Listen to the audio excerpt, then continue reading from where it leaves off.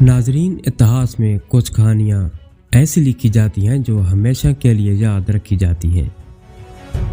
یہ داستان ہے ایک عظیم سلطنت کے بکھرنے کی، تخت کے لیے بہتے خون کی، اور ایک ایسے بادشاہ کی کہ جس نے اقتدار کے لیے رشتے ناطے سب کچھ رون ڈالا۔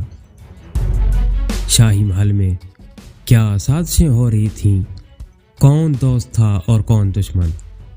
آج ہم آپ کو سنائیں گے مغل تاریخ کے سب سے تھرلنگ چیپٹر کی کہانی، اورنگزیب کی تخت نشینی کی کہانی۔ سال 1657 میں مغل شہنشاہ شاہ جہان بیمار پڑا۔ اگرچہ یہ بیماری اتنی طویل نہیں تھی، مگر اس کے چاروں بیٹے دارا شکوہ، شاہ شجاع، مراد بخش اور اورنگزیب تخت کے لیے آمنے سامنے آ گئے۔ دارا شکوہ جو شاہ جہان کا بہت لاڈلا بیٹا تھا، لیکن تخت کے حصول کے لیے جس شفافیت کی ضرورت تھی وہ شاید اس کے پاس نہیں تھی۔ جبکہ شاہ شجاع نے بنگال میں خود کو مغل بادشاہ قرار دے دیا۔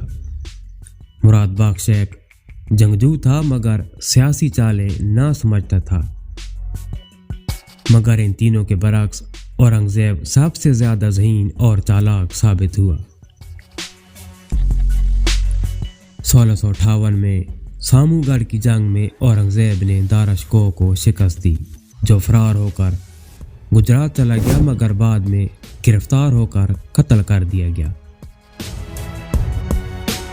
شاہ شجاع بھی شکست کھا کر میانمار بھاگ گیا، جہاں 1665 میں اس کی موت ہوئی۔ مراد بخش جو سینکڑوں دشمنوں سے بے خوف لڑتا تھا، اپنے ہی بھائی کے ہاتھوں بے بسی کی موت مارا گیا۔ اپنے بھائیوں کو راستے سے ہٹانے کے بعد اورنگزیب نے اپنے والد شاہ جہان کو آگرہ کے قلعے میں قید کر دیا، جہاں اس نے اپنی باقی کی زندگی تاج محل کو حسرت سے دیکھتے ہوئے گزار دی۔ 1659 میں اورنگزیب نے عالمگیر کا لقب اختیار کر کے ہندوستان کا واحد حکمران بننے کا اعلان کیا۔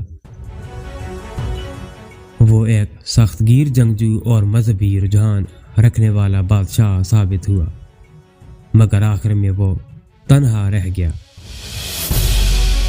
اس نے اپنی قبر کے لیے کوئی شاندار مقبرہ نہیں بنوایا، بلکہ وصیت کی کہ اسے سادہ قبر میں دفن کیا جائے۔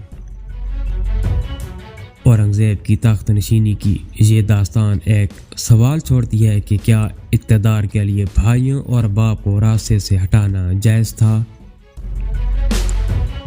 اپنی رائے ہمیں کومنٹس میں ضرور بتائیں، اور مزید تاریخی کہانی کے لیے ہمارے چینل کو سبسکرائب کر دیں۔ ملتے ہیں اگلی ایک اور شاندار ویڈیو میں۔